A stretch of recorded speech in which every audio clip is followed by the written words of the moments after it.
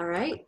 Well, welcome everyone. Today is Wednesday, September 2nd, 2020, and it is the full moon in Pisces. It's also the full corn moon. I always like to start off these webinars with just a little bit of the backstory of the moon and the energy that we're under, and how it guided me to choose this topic for our full moon focus. I'm going to actually start us with a couple of Zen stories. Zen story for September full moon in Pisces, dreaming. The great Taoist master Zhuangzi once dreamt that he was a butterfly fluttering here and there. In the dream, he had no awareness of his individuality as a person. He was only a butterfly. Suddenly he awoke and found himself laying there, a person once again. But then he thought to himself, was I before a man who dreamt about being a butterfly? Or am I now a butterfly who dreams about being a man? And our second Zen story for our September full moon in Pisces, and our focus is compassion. Two people are lost in the desert. They are dying from hunger and thirst. Finally, they come to a high wall. On the other side, they can hear the sound of a waterfall and birds singing. Above, they can see the branches of a lush tree extending over the top of the wall. Its fruit looks delicious. One of them manages to climb over the wall and disappears over the other side. The other, instead, returns to the desert to help other lost travelers find their way to the oasis. So I share these two stories because they evoke the feeling of Pisces. This full moon it's a sensitive one. Pisces is a watery sign. It may trigger unresolved or unexpressed emotions. We may also feel deeply and find it hard not to absorb the emotions of the world around us. I know I find that challenging. I'm sensitive to all of the emotions that are going on outside of me. And this level of sensitivity can be difficult at times under this full moon if we allow these feelings to come and go as visitors. Rather than trying to control them, we may discover that our emotions, whether they come from us or not, have a message or a lesson for us to appreciate and learn from. Pisces energy also rules over the feet. So if we find ourselves feeling too emotional or sensitive, grounding exercises such as walking barefoot on the grass, or even taking a moment to acknowledge how our feet hold and support us may bring some relief. We're in a time of not knowing what we don't know. The Pisces is the 12th sign in the zodiac, and it's the final one. It's like start in Aries, and it's like you go through the whole cycle to Pisces, and so it also has this transformation, death, rebirth kind of feeling to it, like you are on the precipice of graduating or evolving, and you can't quite clearly see what that is yet. So we're really in that nebulous place, that abstract flowing place where we kind of have to really practice our faith muscles. The symbol for Pisces is two fish swimming in opposite directions. Though they swim in their own separate ways, they work as a team and are connected through a spiritual cord. Using their intuitive senses, they can see through the other's eyes and know what the other is thinking, feeling, and experiencing. So these two fish symbolize the yin and yang of life, but also the pursuit of higher levels of consciousness. One fish swims in a downward direction, reminding us to stay rooted and present in reality, but the other swims in an upward direction, reminding us that there is so much more to life and realms beyond this one. So yeah, again, with rooting and the feet, the downward swimming fish is our roots, whereas the upward swimming fish is our higher mind and higher consciousness. So while they're swimming their own way, they're still connected. So I really, I kind of got tingles as I was doing the research on the astrology and how this ties into our topic tonight on emotional intelligence, because it really does come to that yin and yang, that stretch and balance between our IQ and our EQ. So I'm truly excited and fascinated to share this with you tonight. Let's see if I can get to the next slide here. So here's where we are. We're at the Wave Truth, which is an online life coaching community. And we have several members and clients and coaches, and we're growing.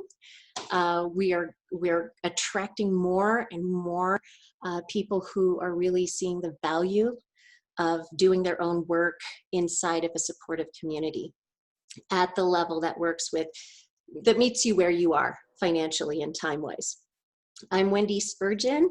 I'm an integrative life coach.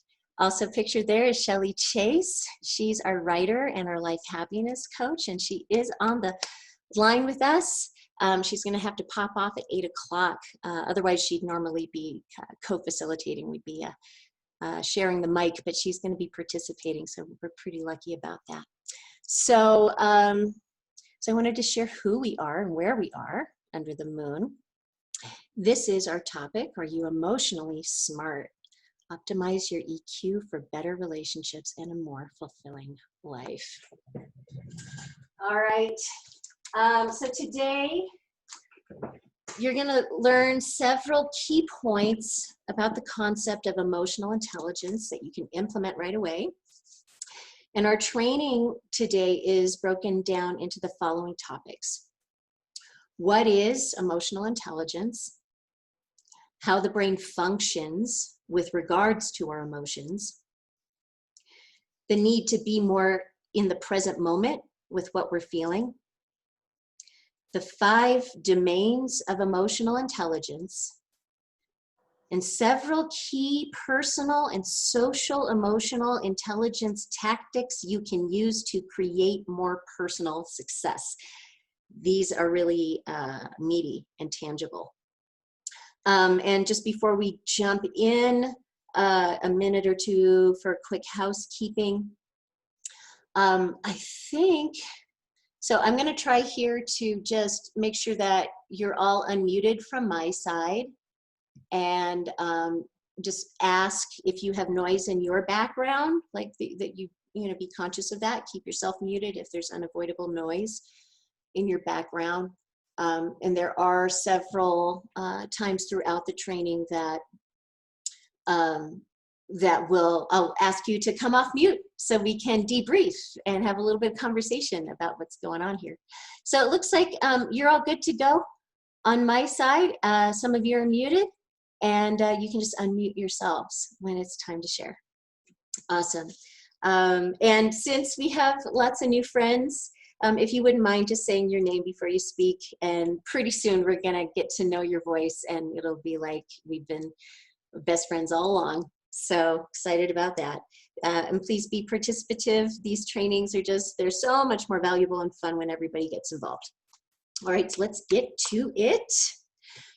Please pull out the worksheet, Mad, Sad, Glad. I think I communicated with all of you just to make sure that you knew how to access those. And I'm actually pulling mine up over the phone, and I'll be referring to mine that way. Some of you may be as well.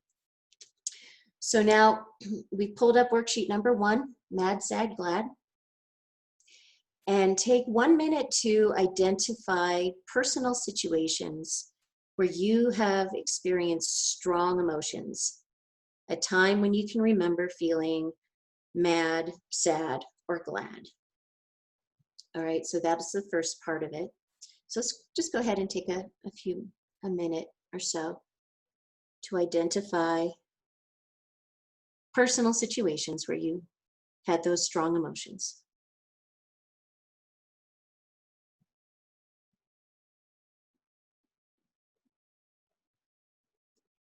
And you can make some notes under each one of those.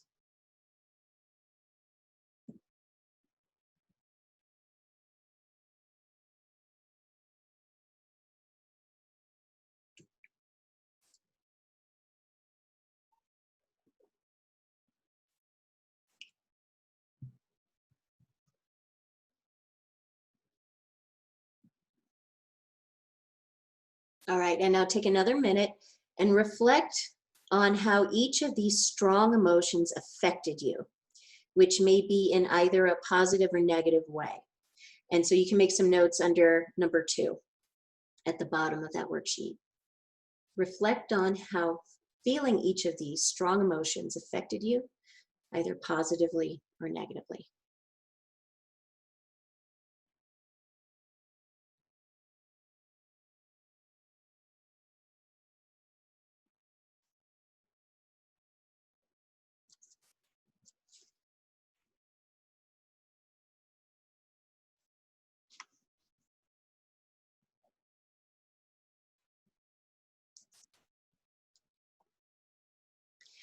All right, so now do we have any brave volunteers who are willing to share some of what you wrote?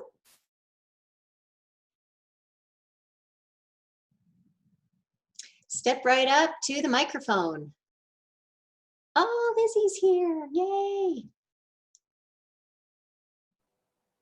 I'll go. This is Shelley. Hey, Shelley. Hey, so for me, I have spent so much time training myself to stay in the high vibe that I don't spend a lot of time with strong other emotions. And lately, I lost a friend that I loved dearly. And so I really felt that opposite extreme for a little while. And still, every time I think of him, it's kind of a little bit gut wrenching, but we communicate now more than we did before. So that's kind of nice. And, so I feel like it's preparing me in a way for future events because, loss is a part of life. And it's also helping me evolve to a more mature emotional intelligence. So interesting.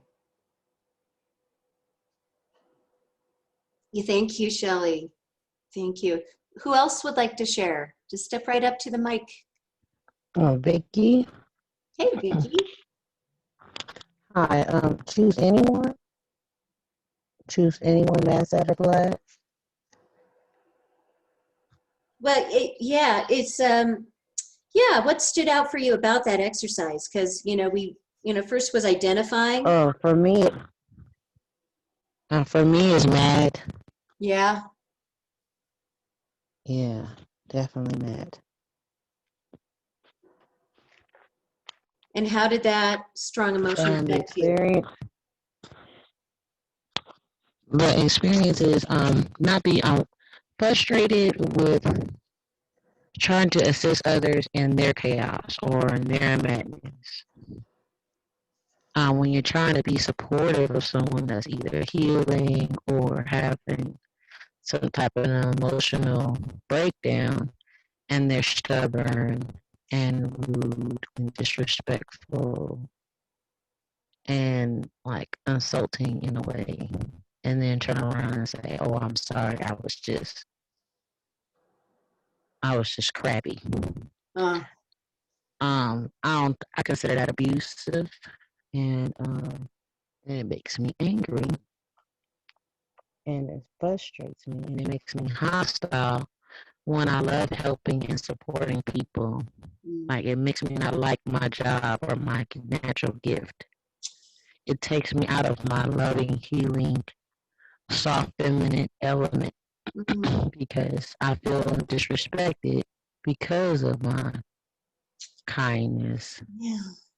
patience, and wanting to stay soft Right. and pliable and not rigid or hard. So I feel like I should not extend that kind of energy to someone that's not respecting the energy that I'm giving. That's it. Oh, Thank thank you. you, Vicky. I'm just breathing that in with you. I mean, I can really feel the tenderness of your heart and that struggle, because your authentic way is to be unconditional love.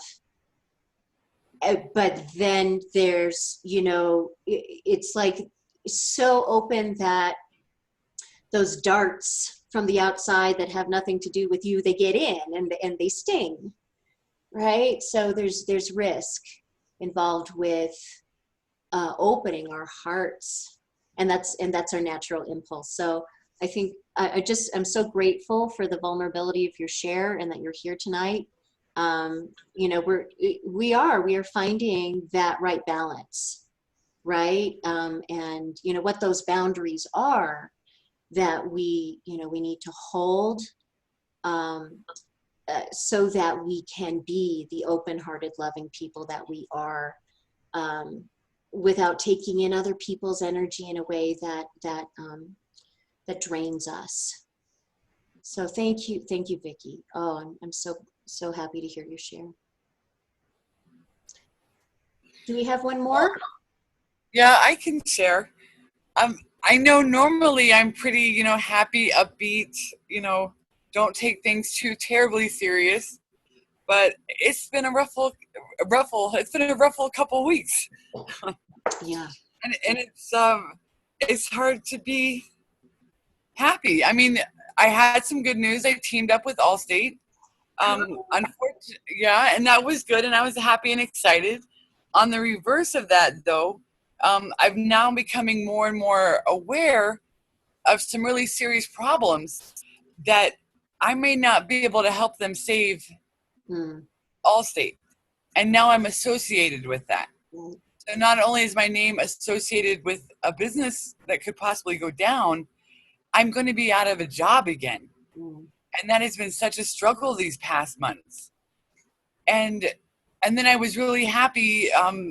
My husband does work for Big O, does their phone work, and he agreed to take off the old tint on my car and put new tint on for only $300. And I was so excited because I'd waited 3 years with some damaged tint to have the money and opportunity to get it done. And my car, the windows, all of them are either damaged from the scratches and the scraping of getting the old tint off, or the new tint that it's put on is put on so badly. My heart is broken because my car, I had to go through a lot of emotional baggage and a Mm. lot of painful experiences to drive again and then to buy the car. It was a real achievement that I made it through all of those things. So to have my car damaged the way it is now Mm. is really hurting me. Yeah. I and then it just compiles. Yeah. You know, ants are all around me right now, and this house and my dish, our second washer since we've moved in. We've only lived here 2 years. Is dying. It's barely washing the clothes, and it's like too many problems. It's so many, like, frustrating, angry, and I just got over the stomach flu and a sinus infection. I was stuck in bed for a week, and I didn't get a lot of support, Mm. during that time. I mean, work was great about it. I mean, they could clearly see because I called in sick on Wednesday, and you know how bosses tell you they really care and they don't, they take care of yourself, but they don't really mean it. So I went to work on Thursday. I dragged my butt into work, and of course my boss got really upset and sent me home. And then I didn't go back until I had a doctor's note. But I felt like I had to go there because any other boss would have been angry if I'd called in 2 days in a row on my second week. So that was hard. It's just been a really, you're almost afraid to say, like, how much worse can it get? Because it totally could get worse.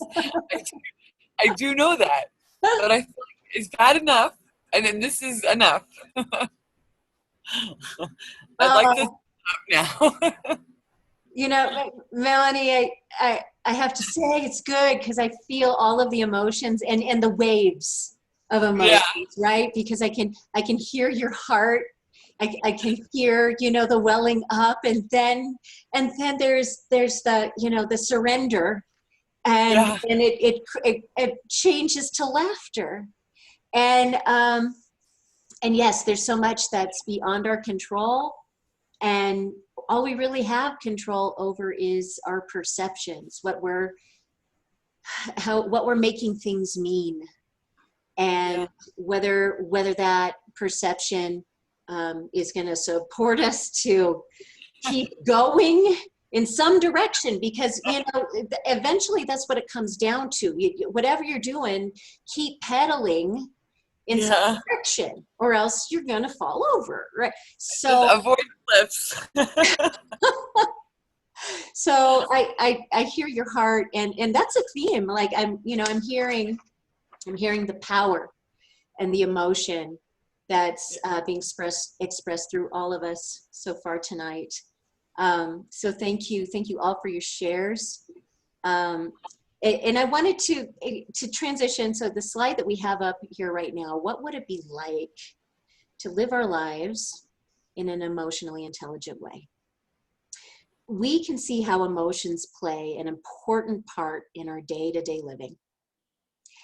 Yet, isn't it strange that despite the enormous impact emotions can have on our lives, we don't live our lives in an emotionally intelligent way? But imagine if we did. We would handle life's ups and downs with more ease. We would manage our emotions without having to suppress them. We would cope with change and more readily accept when we are stretched outside our comfort zone. Imagine what that would be like. This is where the concept of emotional intelligence comes into play, and this is the potential it can have in our lives.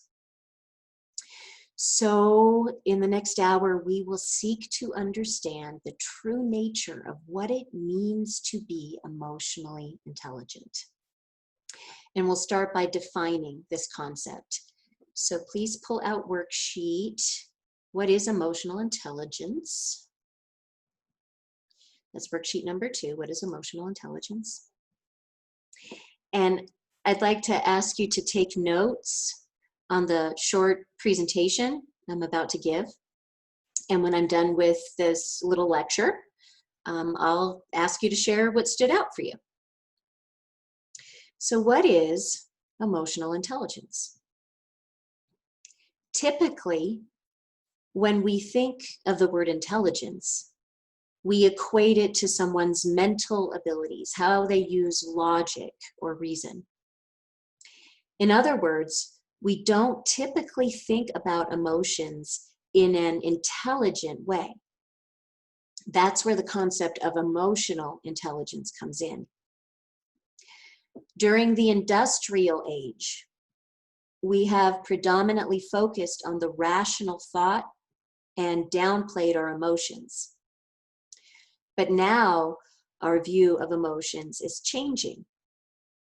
Researchers today are beginning to view emotions and their significance as an important part of our overall well-being and fulfillment. So half a century ago, we tended to view emotions as weak, chaotic, haphazard, superfluous, incompatible with reason, disorganized, largely visceral, or resulting from a lack of effective adjustment. More recently, those perspectives have changed. We now realize that emotions arouse, sustain, and affect our activity, are not in opposition to intelligence, are themselves a higher order of intelligence.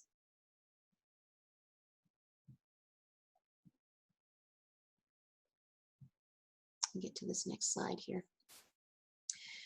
With this new perspective, emotions play a much greater role in our ability to function successfully in life. Therefore, in order to be successful in life and in dealing with others, we need to be able to do three things with our emotions. One, handle frustrations, our own as well as others. Vicky, I think you shared about frustrations. This is good. We are here on purpose. Two, manage our own emotions and be understanding of others' emotions. Three, manage our social skills so that we can more effectively live and work with others. So with this in mind, how should we define the concept of emotional intelligence?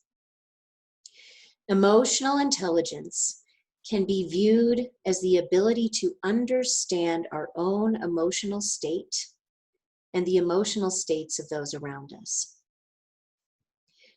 It's the ability to use our feelings to guide our thoughts and actions in appropriate ways.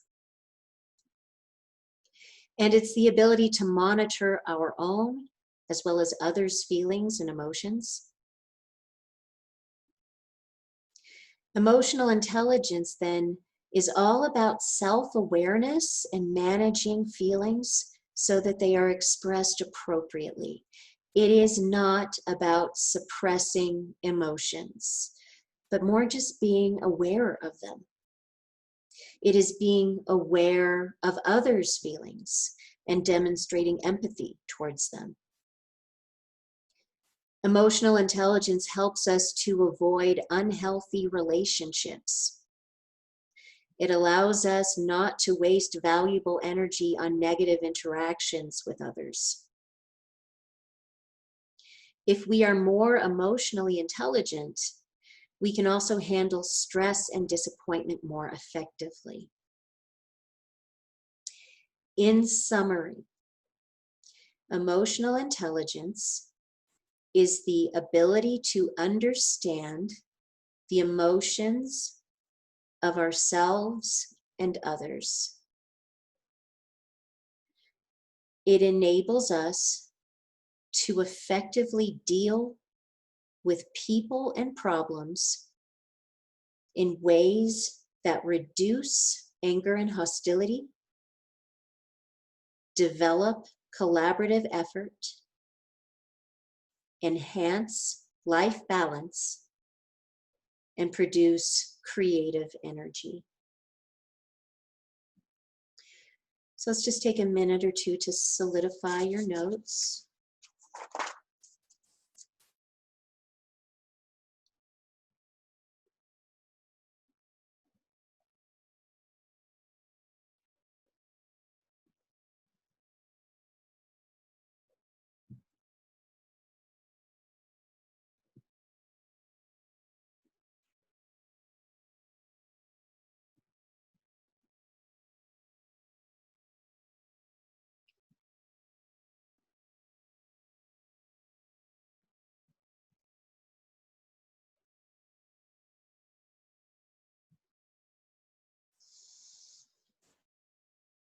All right, well, are there any brave volunteers who would like to share their insights? Anything, any aha light bulbs, connections? Over here for sure. Can you hear me all right? Yeah.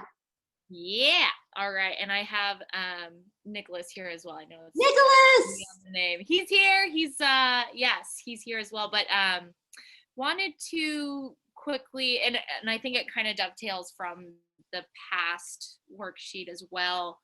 I had a frustrating moment this week, and realizing how that dovetailed into the emotional intelligence, and it was, you know, you just said this piece about collaborative and creative energy, and this you know, kind of frustrated energy actually came out on my father, who taught me about creative energy. And you know, so it was this weird moment of like, why am I frustrated at the person that taught me how to think about this like creative tension almost. And you know, I just wanted to share this really quick because I shared a picture. He makes these different paint sticks of all these different colors. He's been a painter for years, and you know, I shared a picture of it, and I said, I know we don't always see eye to eye, but what viewer in a museum truly sees art all in the same way? We are unique, we are individuals, we are valued, and we are human, just not always humane in the growing pains along the journey. Change is happening, it's inevitable, and it's necessary, and darkness is unavoidable for all right now. So let's push to have radical faith that there is a part and a place for all of us to feel loved and respected, and to trust we will embrace each other soon enough.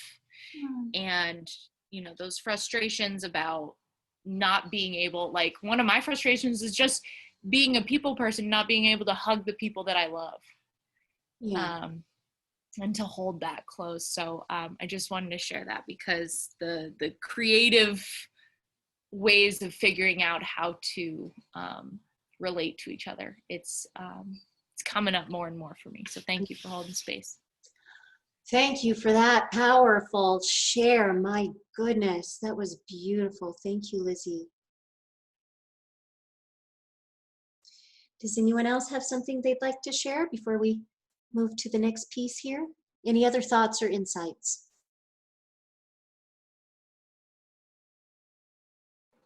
That was awesome. And it's just a hard act to follow. I'm speechless. You're just breathing it in, Lizzie. Yeah, it's that was beautifully expressed. A lot of us are feeling something like that. All right. So what is emotional intelligence? So emotional intelligence is the capacity for recognizing our own feelings and those of others, for motivating ourselves, and for managing emotions in ourselves and in our relationships. In order to become emotionally intelligent, it is important to understand how the brain works so we can see the role that emotions play in our thinking and actions. So now's a real good time to pull out the worksheet number 3, the way the brain functions. And again, I'm going to give you a short presentation on the way the brain functions. So on the worksheet, please fill in the blanks with the appropriate terms as you hear them presented. In doing so, you will correctly label how the brain functions. So the way the brain functions, our brains are constructed with emotional and intellectual components located in 2 separate places. The emotional mind is located in the amygdala. You see where it is right there, that right there in the bottom center. And the rational mind is located in the cerebral cortex, just kind of in the back there. And when we receive normal stimuli through our senses, it passes through the portion of the brain called the thalamus. So you see that's in the center, it's in the middle of it. The thalamus's many functions include relaying sensation, spatial sense, and motor signals to the cerebral cortex. It also regulates consciousness sleep, and alertness. In other words, our experiences pass through the rational part of the mind first before generating an emotional response. This delay helps us to keep our emotions in check most of the time. But in highly emotional moments, the amygdala plays a crucial role in how a person reacts. While the amygdala and the cerebral cortex usually work in tandem, when emotions run high or get really charged up, our emotions can overtake our rational thinking. If a threat is perceived, the amygdala will hijack or bypass the reasoned response process. It will then flood the brain with electrochemicals that generate a fight or flight type response. Such a response can save our lives in certain situations or get us into trouble by having us overact in other situations.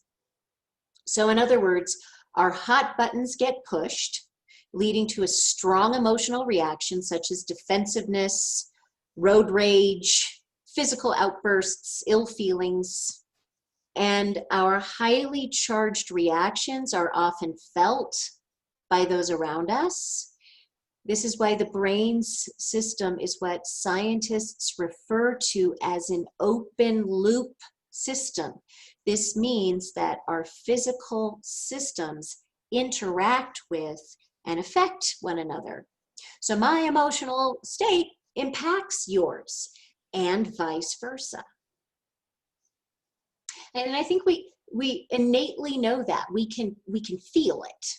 Like, you know, you can walk into a room and you didn't have to hear anything, but you can feel someone's mad in that room. Anyone have any questions about this map or, you know, the brain's functioning, what I just described? Awesome.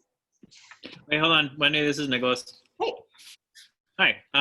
So it's really intriguing because opening up this worksheet before you showed this this slide with like the cortex and the thalamus, like the rest of the words written out, I saw the word can't, and it's really interesting, especially with the is it the amygdala with like amygdala. Thank you. Of like the reaction and the hijacking reasons, and I'm like, that works really well with the idea of can't, and like the idea of like excuses and coming into like negative areas and coming up with basically like another reason as to not really listen to like what the emotions are really, you know, wanting us or guiding us to go towards. So that was just something that kind of popped out at me. So I just want to I wanted to share that. Love that. I hadn't noticed that. That's brilliant, Nicholas. And it's true, right? Because that fear is what's underneath our resistance and our excuses, and you know, all of those things that freeze us and hold us back from taking positive action towards what it is we really want, right? So yeah, I love it. That can't. That was a great insight. Anybody else notice something they'd like to add to the conversation? Yeah, it's Tabitha here. I just seeing something, it's probably going to sound very odd to people, but when I look at the brain, I see that it's so interesting that the amygdala is right in the center of the brain where it is 100% protected. Yeah. Whereas the centers of our logical reasoning, which are the cortex and the frontal lobe, are at the front of the head and the back of the head, which are our most vulnerable parts of our head. So I'm wondering if nature has designed it this way to protect our emotional brain at all costs, and if anything's going to be, you know, damaged or sacrificed in the brain, it's going to be some part of our logical thing. Anyway, I just thought that was interesting. Wow, that is interesting. I know see, I love it. I love the people who are being, you know, attracted in this community, because we're all bringing all kinds of incredible knowledge and wisdom and insights. I love that. Yeah. And it makes sense. That's kind of how nature would do it. Wow. Very cool. Well, you know, and whether we like it or not, our thinking and emotional reactions impact our relationships. Emotionally intelligent people understand the need to monitor the open loop system, and they are aware of their thoughts, feelings, and actions, as well as those of others. To strengthen our emotional intelligence, we must live more in the present moment and recognize how emotions are always at play. Let's see if I can get to the next slide here. There we go. All right, so please put down your pen or pencil and sit back in your chair and relax for a moment. And I'd like you to concentrate on your breath for a moment.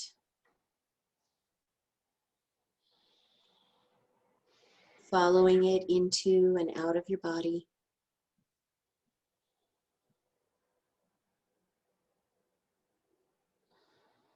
Can you feel the air as it flows in and out of your body?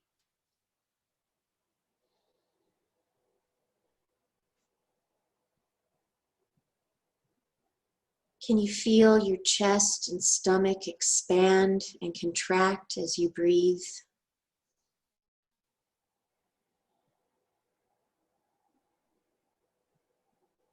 Keep your thoughts focused on your breath and feel the air as it comes in and out of your body.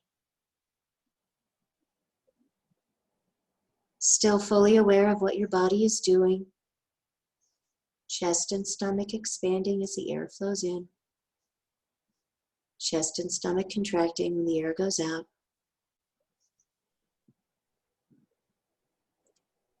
The challenge is to maintain this present moment awareness in circumstances when your emotions become all-consuming.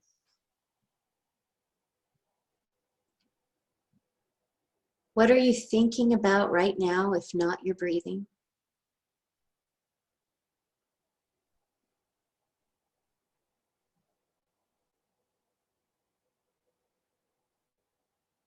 What is it trying to push its way to the forefront of your mind?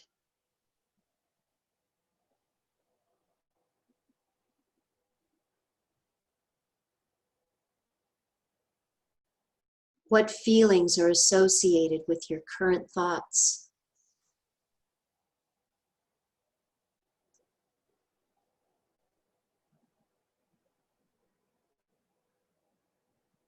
What emotions are you experiencing right now? If you can't name them, try and describe the sensation. How are they making you feel?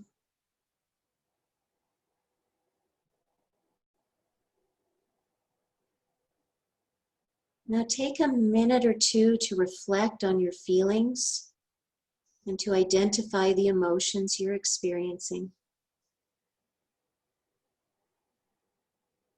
And take any notes you like. I'll bring us back together in a minute or two.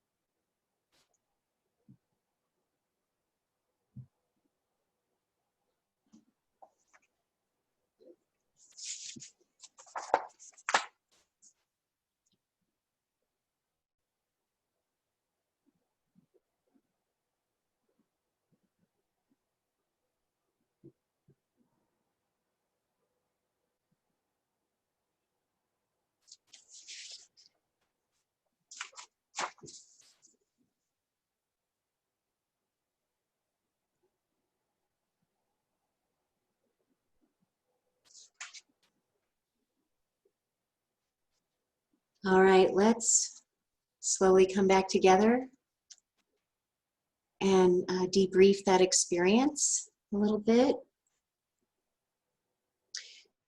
So how easy or difficult is it to truly live in the present moment?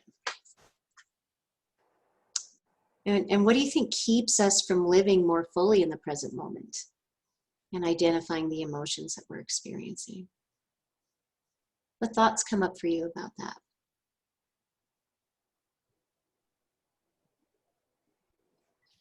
I think for me, what keeps, sorry, it's Tabitha again. One thing that keeps people from living in the present moment is a sense of faith or trust in the universe that we will be looked after. Yeah, this feeling that we have to control it and do everything ourselves.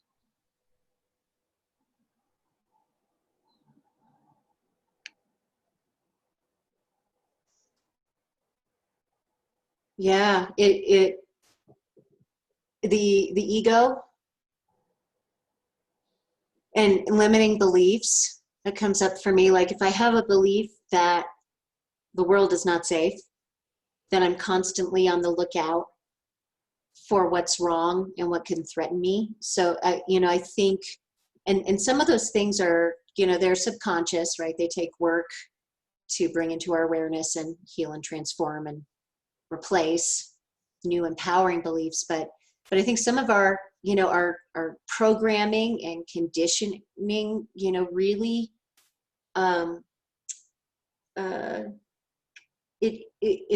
there's an overwhelming fear programming in our culture. And so I think it's a matter of waking up and starting to retrain and reprogram. But until we do that, it's incredibly, incredibly difficult to maintain the present moment for very long. And even then, I mean, it's just, our minds are meant to wander, so it's not about making that wrong, but just like noticing when the mind wanders and then coming back, Any other thoughts? Anyone else have something they'd like to contribute? I do. Speaking of the present moment, the other day I was talking to someone who has been studying with the Zen monks or something for about 4 years, I think he said. And he said that every time, if you're meditating, every time you catch your mind wandering, that is a win. That is how you meditate. So if your mind is wandering and you catch it, you are being successful at meditating. So I have to go now because I have another meeting, but I just wanted to share that. And thank you all, and I'll see you soon. Oh, thank you, Shelley. That was brilliant. Enjoy your meeting, and I'll talk to you very soon. And I just want to echo what she just shared. That's so, it's like, it's just shift your perception, shift your interpretation, and you can have a completely different experience, right? So there's no making wrong when your mind wanders. It's a win, right? Because you noticed it, right? It's part of that process and that dance. Oh, thank you so much. Powerful shares here. Emotional intelligence is the blending of our cognitive, emotional, and behavioral functions. It's not enough to operate in only one or two of these realms. We must operate in all three realms in order to be fully present. Being fully present means paying attention to each situation and the feelings we're experiencing without resistance, without judgment, without analyzing, and without reacting. To manage our emotions is to realize the link between our thoughts, feelings, and actions. By checking in with ourselves, we begin to become more aware of the subtle changes that are happening in any given moment. And this takes self-awareness. And self-awareness is what leads to self-management. Emotional intelligence is made up of several different domains that affect us internally and externally. So let's take a look at those now. Now is a good time to pull out the worksheet Number 4, the 5 domains of emotional intelligence. And I'd like you to read along with me as I review the 5 domains of emotional intelligence. And after reviewing each domain, we'll answer a question. All right, so the 5 domains of emotional intelligence. Domain number 1, self-awareness. Self-awareness is knowing what you're feeling when you are feeling it. Developing self-awareness requires tuning into your true feelings. If you can recognize and evaluate your emotions, you can manage them. The ability to recognize an emotion as it happens is the key. The major elements of self-awareness are emotional awareness, your ability to recognize your own emotions and their effects, self-confidence, sureness about your self-worth and capabilities. The science of emotional intelligence tells us we must begin with our own self-awareness before we can tap into others' emotions. So please take 1 minute to answer the following question on the bottom of your worksheet. What emotions and their effects would you like to be more aware of as they are happening? We'll take 1 minute.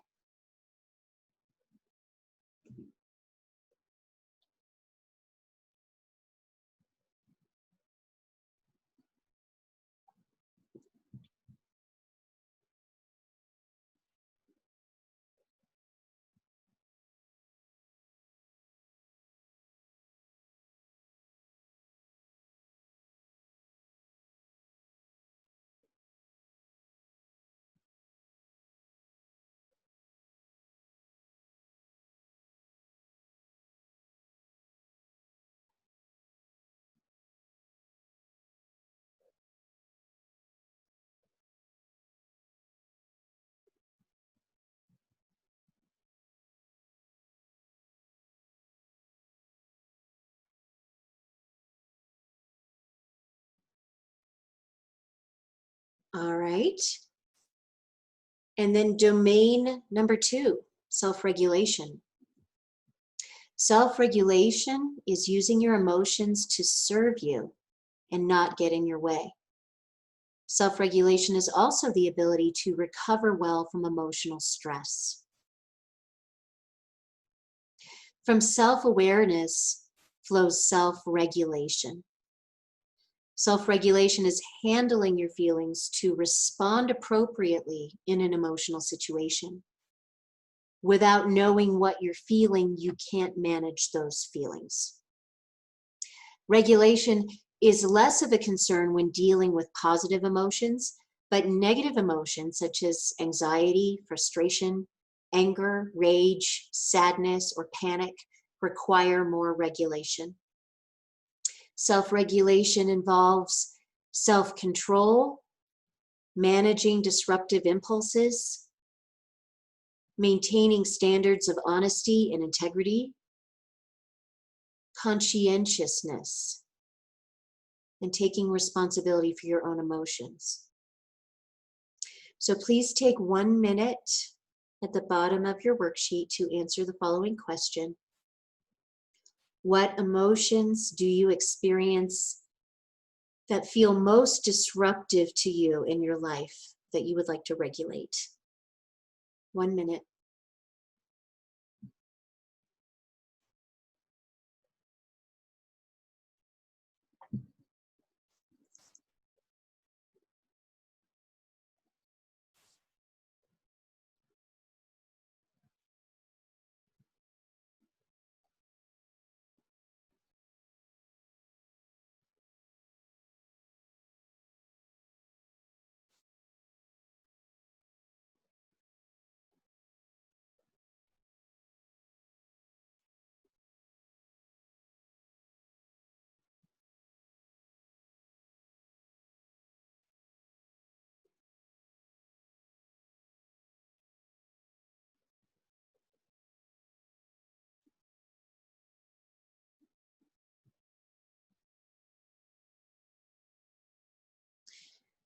All right, and now moving on to domain number 3, motivation.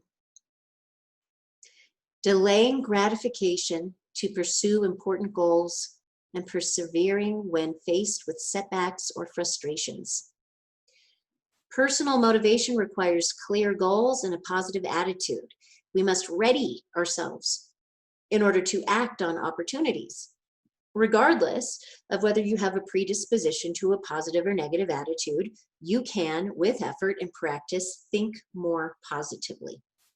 Remember, people with greater emotional intelligence experience hope and optimism more often than those with less emotional intelligence. Motivated people have less emotional stress. Optimism protects people from apathy and depression. It can also keep people from blaming failure on a personal trait that cannot be changed.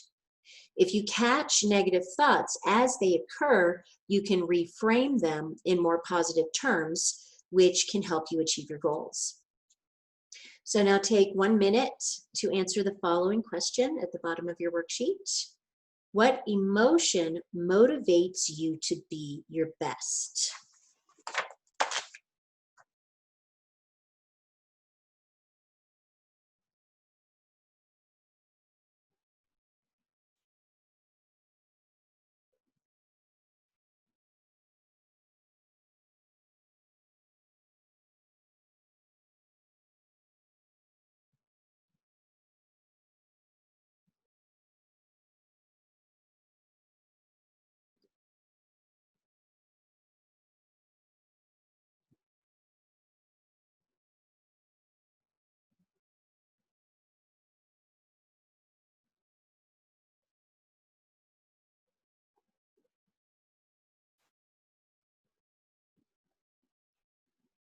All right, and now domain number 4, empathy.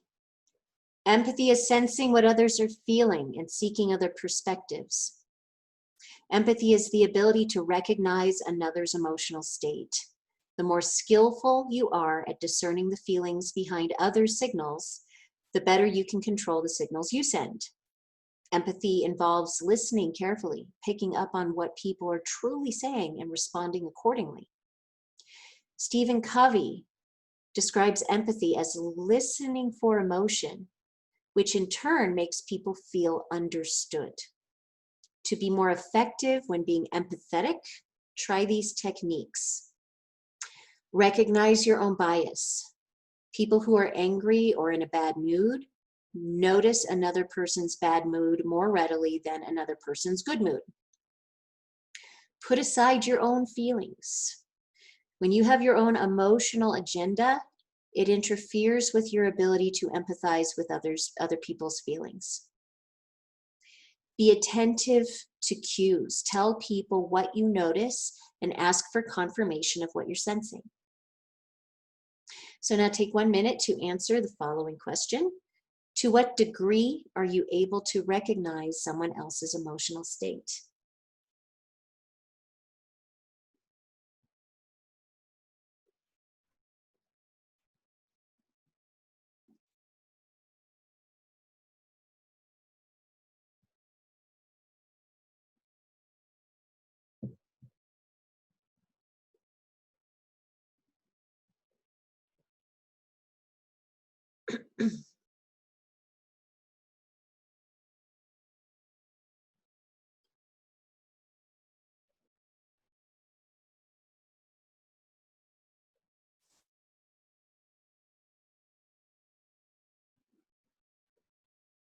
And now domain number 5, social skills.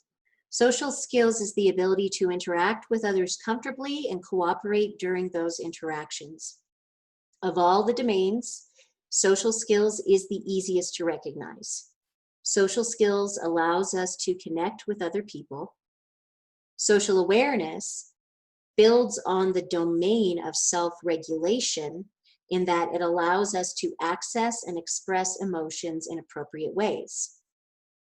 Among the most useful social skills are influence, wielding effective persuasion tactics, communication, sending clear messages, change, initiating or managing change. Conflict management, understanding, negotiating, and resolving disagreements. Building bonds, nurturing instrumental relationships. Collaboration and cooperation, working with others towards shared goals.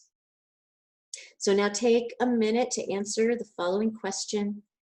What emotions support you socially, and which of your emotions get in the way for you socially?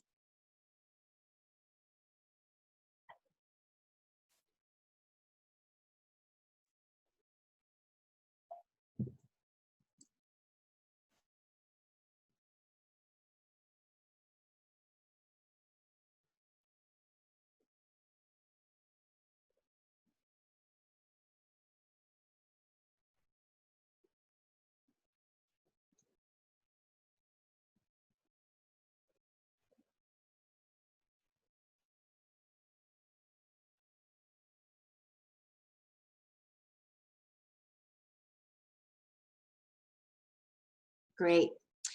And now kind of zoom out a little bit and kind of look above at these 5 domains. And which of the 5 domains are internal domains, those that deal with ourselves? And which are external, those that deal with our interactions with others? Let's open it up. What do you notice? Which of the domains are internal? Which are external? Who'd like to share?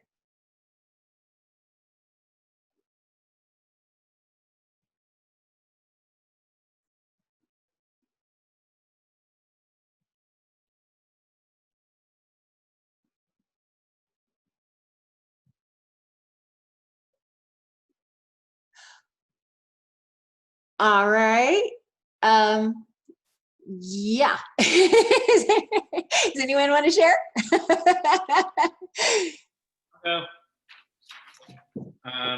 So for me, I feel like self-awareness, self-regulation, and motivation are more internal. Mm-hmm.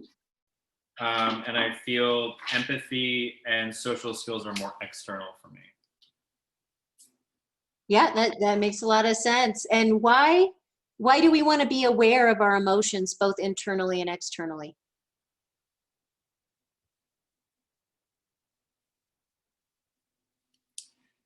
Lizzie here. It's funny because like I haven't gotten to really dive into this work since I studied child development. And we talk a lot about regulation of emotions in preschool, but we don't talk about it a lot in work settings, is what I'm starting to learn in my professional endeavors.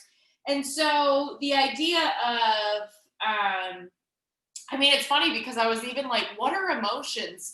To be like, what are different emotions besides sad, mad, happy, glad, right? Like, how do I think of emotions now? And they're not conversations that we have every day. Right.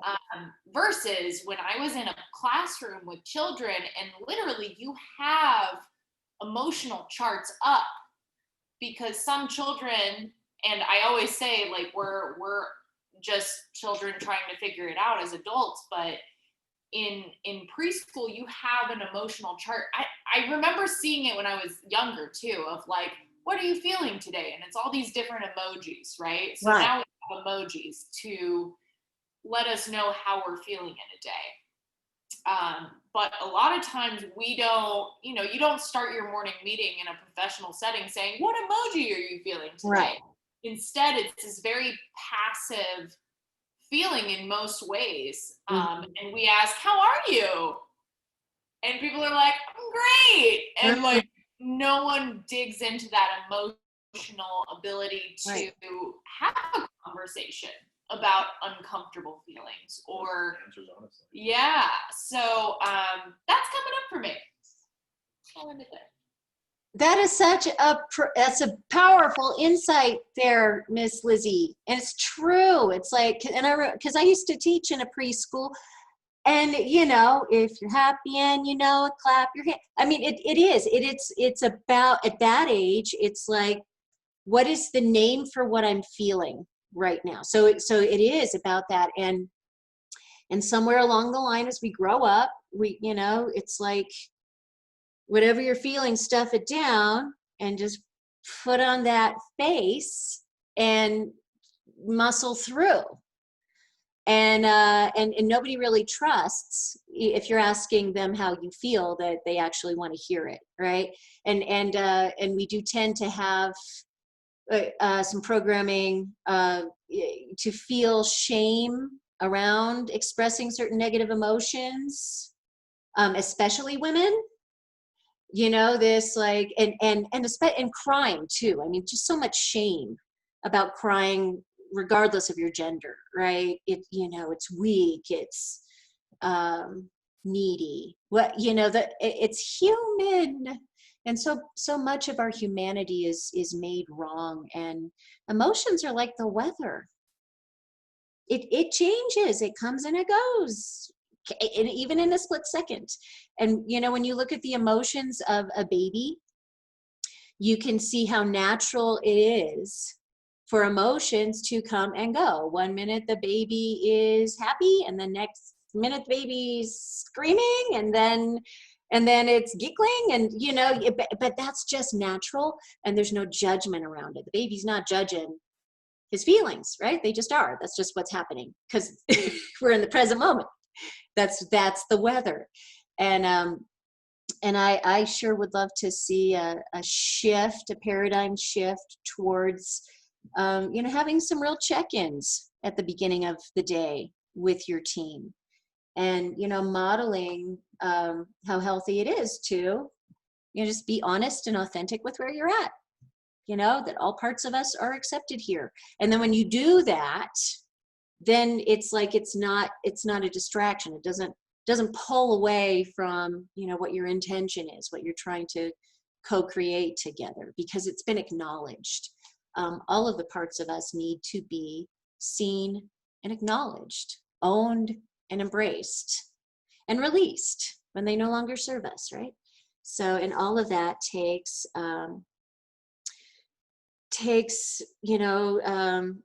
some real opening to self-love. And I love this work, and there's a lot of you on here that I've done some deep work with in coaching. Some of you I'm just meeting for the first time today, but I did want to share with you. I wanted to, especially with this topic.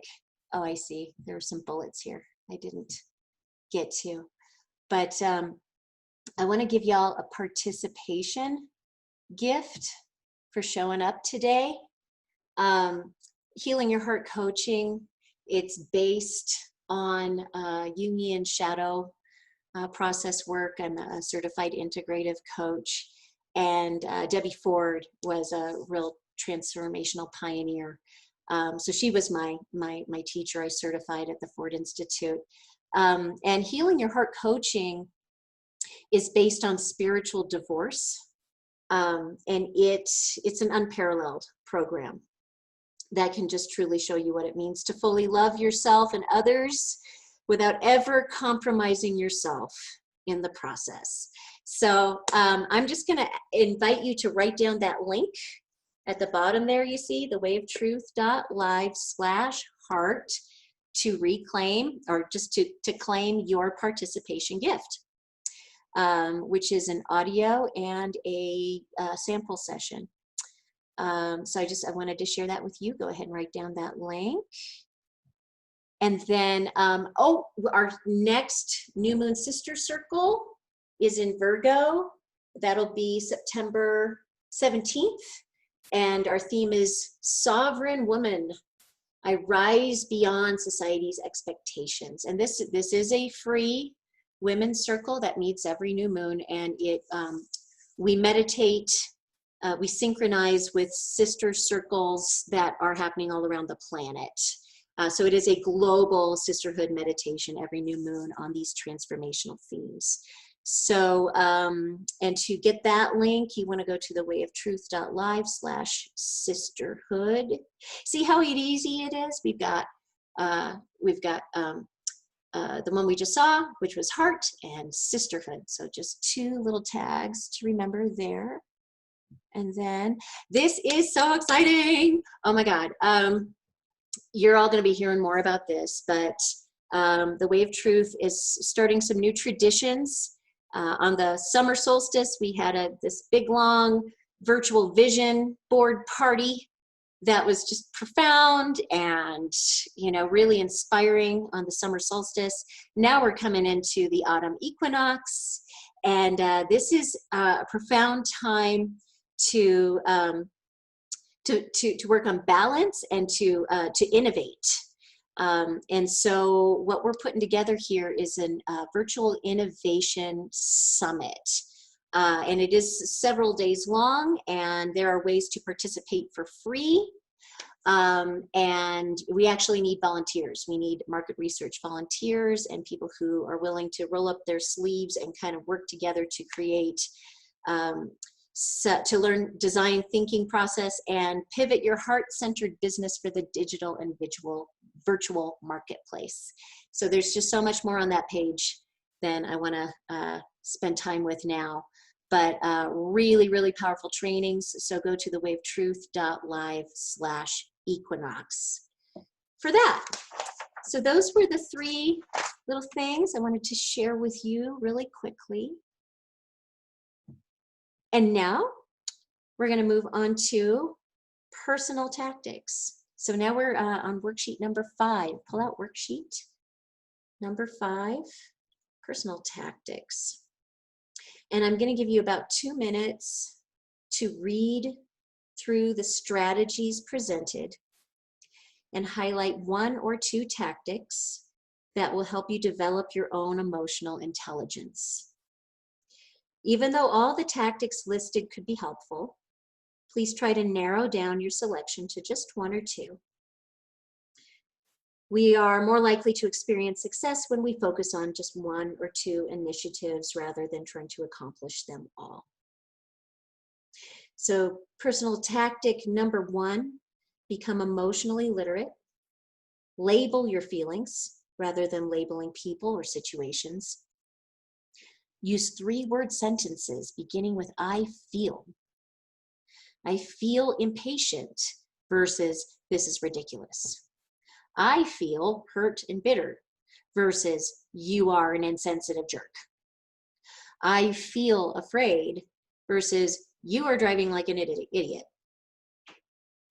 Distinguish between thoughts and feelings. Thoughts, I feel like and I feel as if, and feelings, I feel, followed by the feeling word. I feel mad. I feel sad. 3, take more responsibility for your feelings. I feel jealous versus you are making me jealous. Analyze your own feelings rather than the action or motives of other people. Let your feelings help you identify your unmet emotional needs. 4, use your feelings to help make decisions. How will I feel if I do this? How will I feel if I don't? How do I feel right now about this? What would help me feel better? Ask others, how do you feel? And what would help you feel better? And 5, feel energized, not angry or frustrated. Use the emotions of anger or frustration to feel energized and take productive action. For example, when you feel frustrated or angry, explore your options. You can say, I feel frustrated right now. How can I do this differently? Because if you think about it, every emotion has its counterpoint on the other end of the spectrum. So it is, again, it's like, what is the interpretation of this feeling, of this sensation I'm having in my body?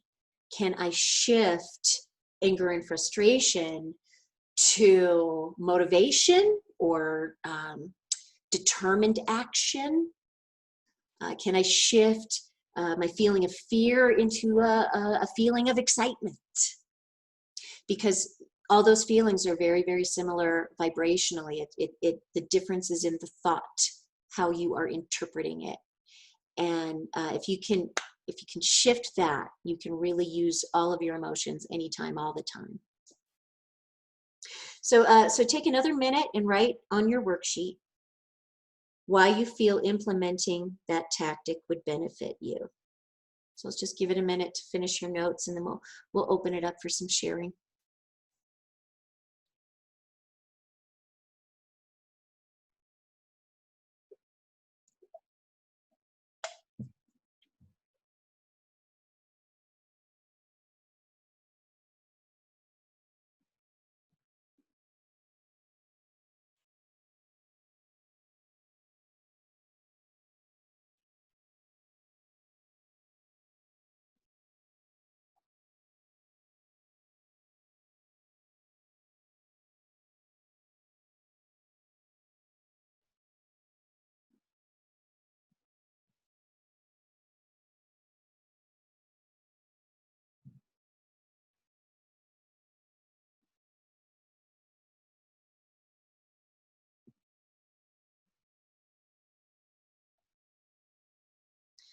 All right, and now let's begin to gather back. All coming back. Do I have any brave volunteers who would like to share which tactics you've chosen and why?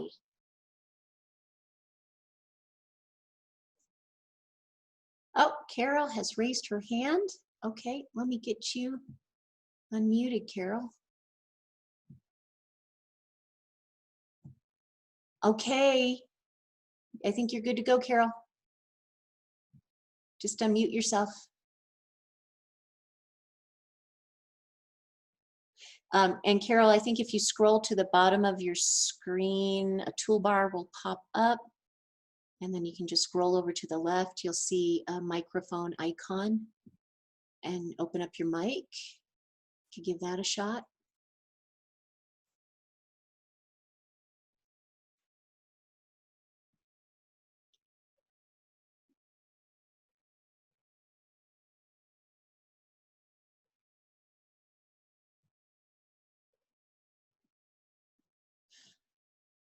Carol, I'm going to promote you to panelist because sometimes that helps.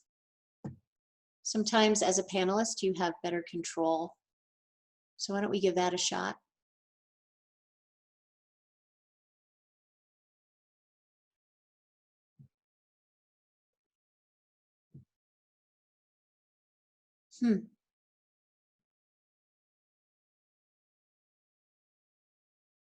All right, Carol, I think I've done what I can over here.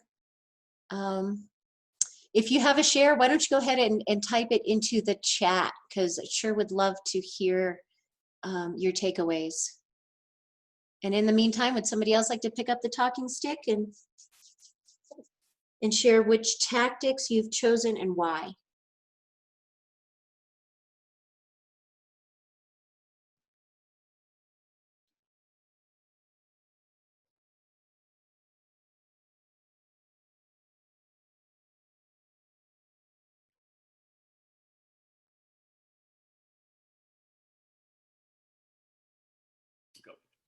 Lizzie, There she is. let's do it. I think a big tactic for me is like, you know, kind of putting someone else's shoes on, right? Like if I'm mad at a particular person or a situation, and also just like walking away to kind of think about it. Mm-hmm. You know, I think it's not always easy to just in the moment. I realize my emotions sometimes get the best of me. And so my process, or I guess tactics, have been to really talk it out first and kind of work through that. Sometimes I need to like work out. Sometimes I need to like physically work out that frustration. And then like, I'm just going off of the most recent instance was like, you know, talking it out with multiple people and then literally just sitting in a bathtub and sitting with myself and going through those, like, who, what, where, when, why, like, how did this all kind of come to be, and understanding where that emotional feeling really originated from. Yeah. So that was something that, you know, and I realized then it wasn't necessary, like, the external conversations are helpful for processing it, and sometimes, like, walking and talking, like going on hikes and talking with someone, is really helpful for me. But also just realizing, like, I needed to sit with myself in a place of quiet to really process everything else, because externally talking to people, I think sometimes it can be helpful, but sometimes it kind of feeds that emotional. Yeah, sometimes it can rile you back up. Exactly, like someone can validate it and be like, yeah, like you're allowed to feel frustrated, and you're like, well, thank you, and like, you know, on that level of just like really hypey frustration, or, you know, like sitting in a bathtub and like kind of calming my fire down and replenishing what I need before I'm able to actually process it, help me to kind of get back to that stable spot of seeing my emotions versus like being and feeling them, if that makes sense. Yeah. Yeah. So I hear a little bit of 5, you know, like going and being in motion, giving, you know, a positive outlet for your energy, for your frustrated energy. And then 4, you know, like taking that time to yourself to, you know, to question, oh, how do I feel about this? And then really taking responsibility for it. So those tactics are so healthy, right? It's like, because you're taking personal responsibility for your feelings. I'm feeling something right now, and the most responsible thing I can do right now is to separate myself so I can take responsibility for that, make sense of that, and then come back and take some, you know, intentional response from there. But doing your own work first. Yeah. Completely honest with myself. Sorry to interrupt you, but like, I starred 4 as like where I want to be, and like I think that kind of realization of what I had. But reality of what I'm struggling with right now in terms of tactics is the 3 of the pointing the finger, right? Like, how do I make sense of this emotion? Oh, it's my job. It's the world. It's, you know, this person. It's that person, versus, you know, the who, what, where, when, why. So just want to share that, you know, it's a journey. It's a process. It's ongoing, never ends. And thank God for that, because there's always more to learn about ourselves. If we're being triggered by someone else, there's an opportunity to uncover some gold inside of ourselves, because our emotions, they point to our limiting beliefs. They point to where we're not in alignment. And it's painful. You know, that's, you know, the same way we, you know, we learn we don't want to put our hand on the hot burner, right? Because it hurts, right? And if an emotion hurts, that's a sign to look at something. And now we're learning what to look at and how to use this beautiful, elegant, natural feedback system we have in our own bodies. And it's this emotional weather. and it's raising emotional awareness is really key, and doing our self-work and self-love work, self-care work, because it's no fun. The feelings don't feel good. We actually do need to give ourselves more loving and more gentleness and more ease when we're experiencing big emotions. So it's all a process, and there's always more to learn and love about ourselves. And so, you know, while we are developing our personal tactics, you know, we also need to look at our social tactics as well. Whereas personal tactics are a look inward, social tactics look outward at how we interact with others. So this is our final little bit here. Let me get to the next slide. Oh, yep, here are all those points I talked about. See, usually when Shelly and I tag team, one of us is doing the slides. All right, so here we go, social tactics. If you could pull out that worksheet for social tactics. I'm going to give you 2 minutes to read through the tactics presented and highlight 1 or 2 tactics that will help you develop your emotional intelligence. Again, remember that although you may feel that all the tactics listed could be helpful, please narrow down your selection to just 1 or 2 tactics. So, number 1, use feelings to set and achieve goals. Set feeling goals. Think about how you want to feel or how you want others to feel, your family, your friends, coworkers, acquaintances. Get feedback and track progress towards your feeling goals by periodically measuring your feelings and other people's feelings on a scale from 0 to 10. Validate other people's feelings. Show empathy, understanding, and acceptance for other people's feelings. Use feelings to show respect for others. How will I feel if I do this? How will you feel? How will you feel if I do this? How will you feel if I don't? And then listen and take their feelings into consideration. Don't advise, command, control, criticize, judge, or lecture others. Instead, just listen with empathy and non-judgment. Avoid people who invalidate you. While this is not always possible, at least try to spend less time with them, or try not to let them have psychological power over you. So now go ahead and take 1 more minute to write on your worksheet why you think implementing that tactic would benefit you.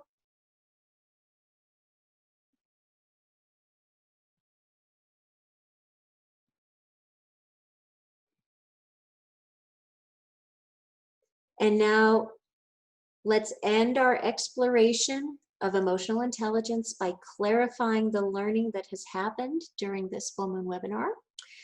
What did you learn? Oh, let me go back. Back. Well, it just said, what did you learn?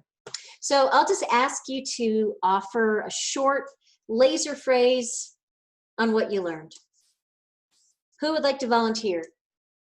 Just a short laser phrase, your top key takeaway.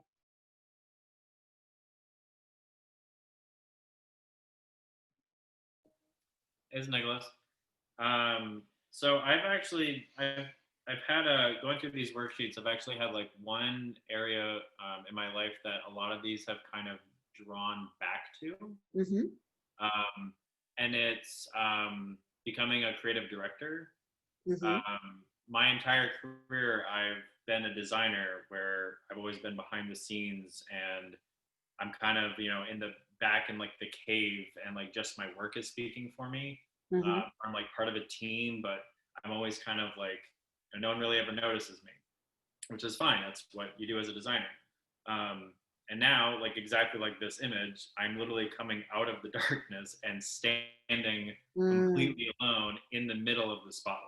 And there's so much intimidation, and especially with like, even just on this last page of like the social tactics, one of the big ones that really jumped out to me was like, number 1, people who I've worked with over the past 4 years, I've been like, buddy with, and we've always been like part of a team, but now like they're looking at me to give them the answers. And I all of a sudden am going from being just a team member in the back to now being like their leader.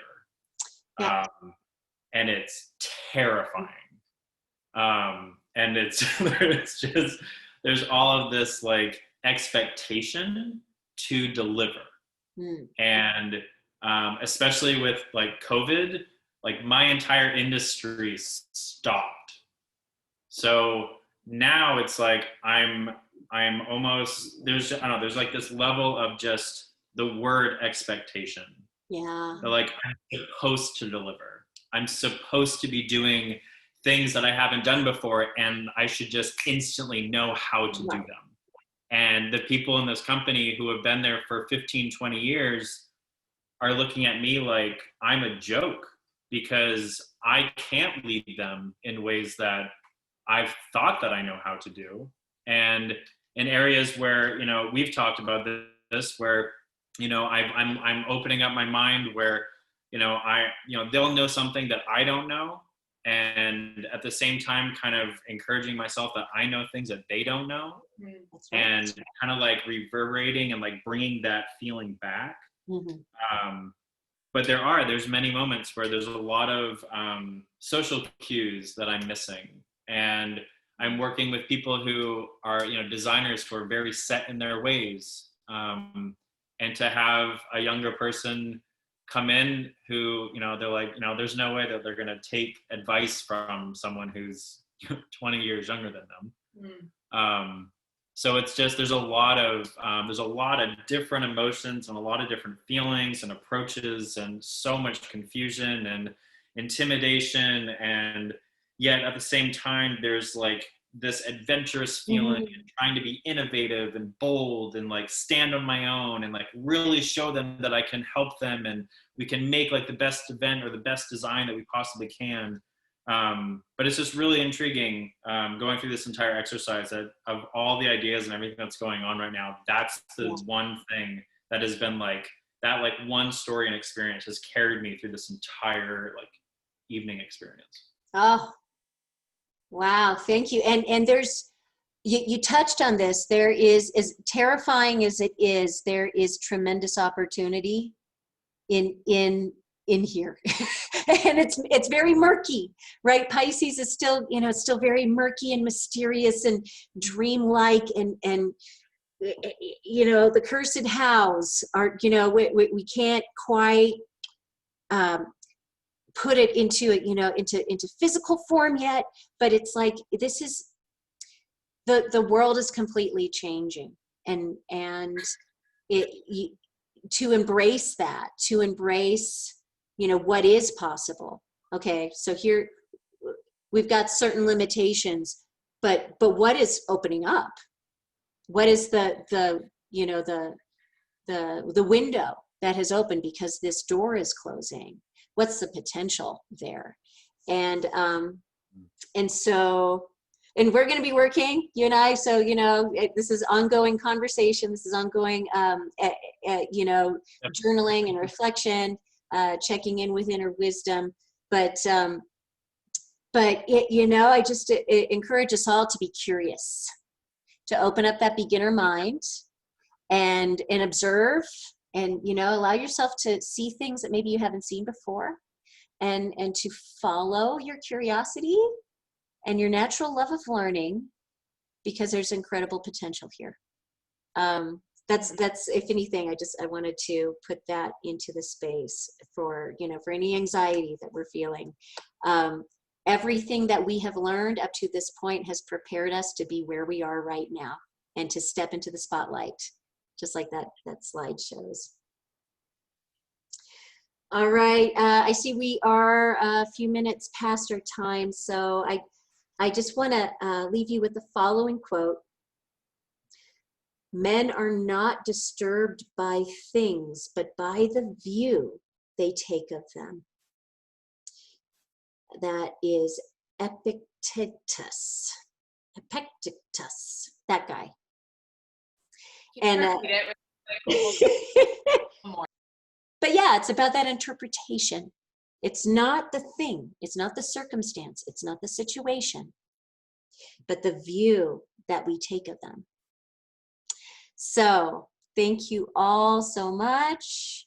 Again, that's your free gift. I encourage you to claim it and have a free conversation with me. And I look forward to all the wonderful things that are coming up with the new moon in Virgo and our Equinox Virtual Innovation Summit So I love you all. Happy new moon in Pisces. Wendy. Born moon. Thanks, everyone. Have a great night. Bye, Wendy. Bye. Nice to meet you, Melanie. Oh, Have a good thank night. you. Have a good night. Bye. You too. Blessings.